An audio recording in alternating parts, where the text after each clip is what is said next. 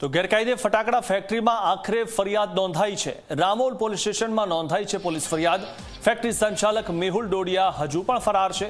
ભાગીદાર સાદિક સૈયદની કરવામાં આવી છે ધરપકડ। આરોપી મેહુલની માતા રમીલાબેન ડોડિયાની અટકાયત કરવામાં આવી છે।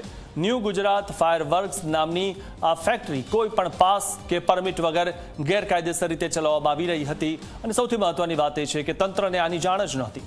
માલિકોએ પોતાના આર્થિક ફાયદા માટે ખેતર વિસ્તારની નજીક ગેરકાયદે ફટાકડા બનાવવાનું કારખાનું શરૂ કર્યું હતું।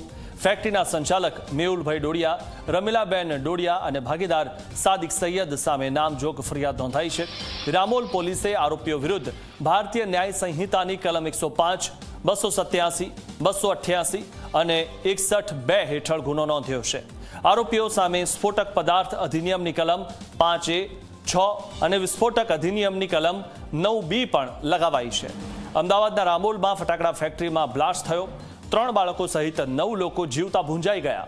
પોસ્ટમોર્ટમ કરીને મૃતદેહ પરિવારજનોને સોંપાયા છે, તો એક મૃતકના પરિવારજનો ન મળતા મૃતદેહ સોંપવાનો બાકી છે।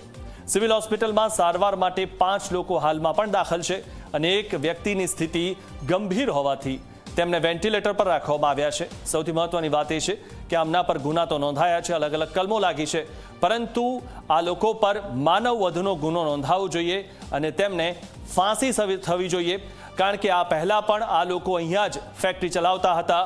છેલ્લે 2014માં પણ અહીંયા ફેક્ટરી ચલાવતા હતા અને ત્યારે પણ ગેરકાયદેસર રીતે ફેક્ટરી ચલાવતા હતા।